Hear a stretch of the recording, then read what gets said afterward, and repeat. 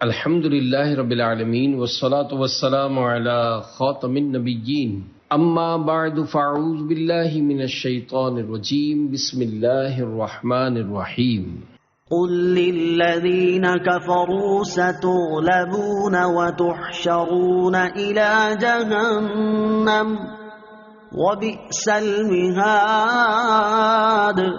ترجمہ: ان کافروں سے کہہ دو کہ عنقریب تم مغلوب ہو جاؤ گے اور دوزخ کی طرف ہانکے جاؤ گے، اور وہ بہت ہی برا ٹھکانہ ہے۔ ستغلبون، ان قریب تم مغلوب ہو جاؤ گے۔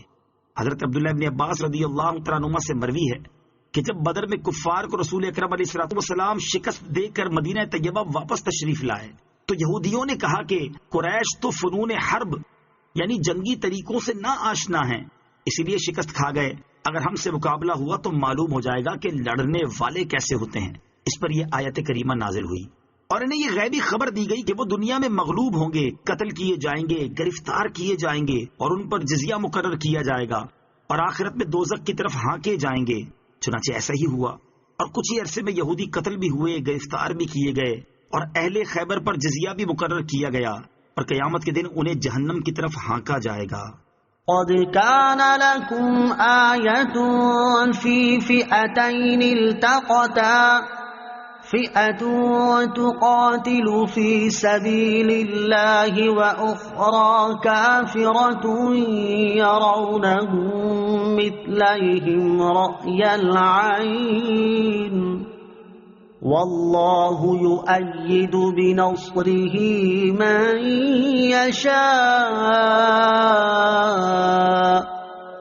ان في ذلك لعبرة لأولي الابصار۔ ترجمہ: بے شک تمہارے لیے ان دو گروہوں میں بڑی نشانی ہے جنہوں نے آپس میں جنگ کی۔ ان میں ایک گروہ تو اللہ کی راہ میں لڑ رہا تھا اور دوسرا گروہ کافروں کا تھا جو کھلی آنکھوں سے مسلمانوں کو خود سے دگنا دیکھ رہے تھے، اور اللہ اپنی مدد سے جس کے ساتھ چاہتا ہے تائید فرماتا ہے۔ بے شک اس میں عقل مندوں کے لیے بڑی عبرت ہے۔ قد کان لکم آیہ، بے شک تمہارے لیے بڑی نشانی ہے۔ یہ آیت غزوہ بدر کے متعلق نازل ہوئی اور اس میں یہودیوں یا تمام کافروں یا مسلمانوں یا مذکورہ بالا سب کو خطاب ہے، کیونکہ غزوہ بدر میں مسلمانوں اور کافروں سب کے لیے عبرت و نصیحت تھی۔ غزوہ بدر 17 رمضان 2 ہجری بروز جمعہ ہوا۔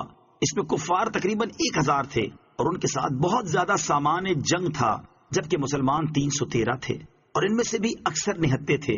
مسلمانوں کے پاس 2 گھوڑے، 6 زرہیں، 8 تلواریں اور 70 اونٹ تھے۔ اس کے باوجود مسلمانوں کو کامل فتح ہوئی اور کفار کو شکست فاش۔ لہٰذا یہ فتح اللہ عز و جل کی نشانیوں میں سے بڑی نشانی ہے۔ یرونہم مثلیہم، وہ انہیں خود سے دگنا دیکھ رہے تھے۔ جنگ بدر میں اللہ تعالیٰ نے مسلمانوں کی کئی اعتبار سے مدد فرمائی۔ ایک تو فرشتے نازل فرمائے، دوسرا یہ ہوا کہ پہلے اللہ تعالیٰ نے مسلمانوں کی نظروں میں کافروں کو اور کافروں کی نظروں میں مسلمانوں کو کم کر کے دکھایا تاکہ مسلمانوں کا حوصلہ بڑھے اور کافر مسلمانوں کو قلیل دیکھ کر لڑائی کے لیے آگے بڑھیں اور مسلمانوں سے جنگ شروع کرنے میں بزدلی کا مظاہرہ نہ کریں۔ یہ لڑائی شروع ہونے سے پہلے ہوا، پھر جب لڑائی شروع ہو گئی تو اس آیت میں مذکور واقعہ رونما ہوا کہ انہوں نے ان کو دگنا دیکھا۔ اس جملے کے کئی معنی کیے گئے ہیں۔ نمبر 1، کفار نے مسلمانوں کو خود سے دگنا دیکھا، یعنی مسلمانوں کی تعداد کفار کو 2000 نظر آئی۔ نمبر 2، کفار نے مسلمانوں کو مسلمانوں کی تعداد سے دگنا دیکھا، یعنی مسلمانوں کی تعداد انہیں 626 نظر آئی، حالانکہ وہ 313 تھے۔ نمبر 3، مسلمانوں نے کفار کو خود سے دگنا دیکھا، یعنی مسلمانوں کو کفار کی تعداد 626 نظر آئی، حالانکہ وہ 1000 تھے۔ باہر صورت یہ اللہ تعالیٰ کی طرف سے خصوصی تائید تھی۔ اسی پر فرمایا کہ اللہ تعالیٰ اپنی مدد سے جس کی چاہتا ہے تائید فرماتا ہے، خواہ اس کی تعداد قلیل ہی ہو اور سر و سامان کی کتنی ہی کمی ہو۔ زين للناس حب الشهوات من النساء والبنين والقناطير المقنطرة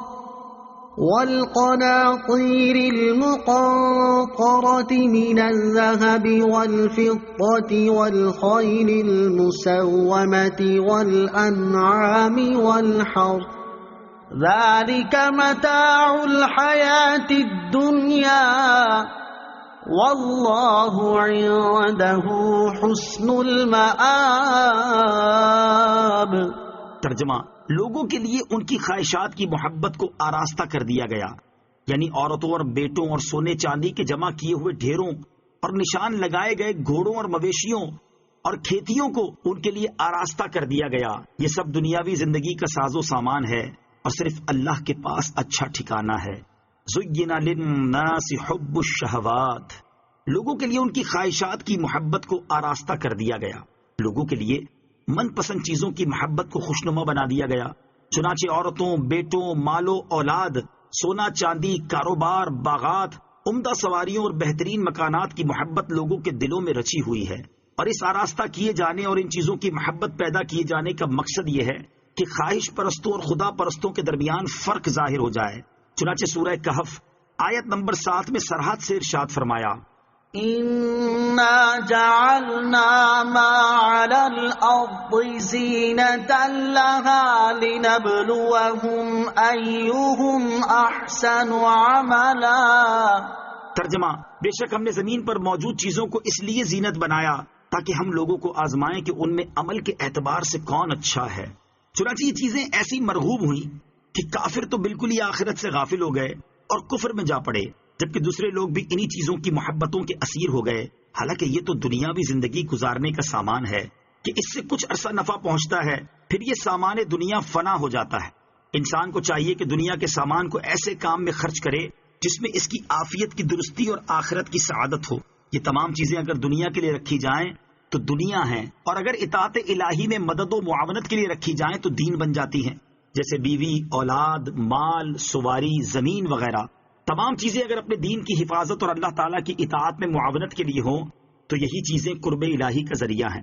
جیسے حضرت عثمان غنی رضی اللہ تعالیٰ عنہ کا مال دنیا نہیں دین تھا۔ اس کے ساتھ فرمایا کہ دنیا کا سامان تو محض ایک سامان ہی ہے، رغبت و محبت اور حرص و طلب کے قابل تو رضائے الہی کا مقام یعنی جنت ہے، لہٰذا اس کی رغبت کرنی چاہیے اور اس کے حصول کی کوشش کرنی چاہیے۔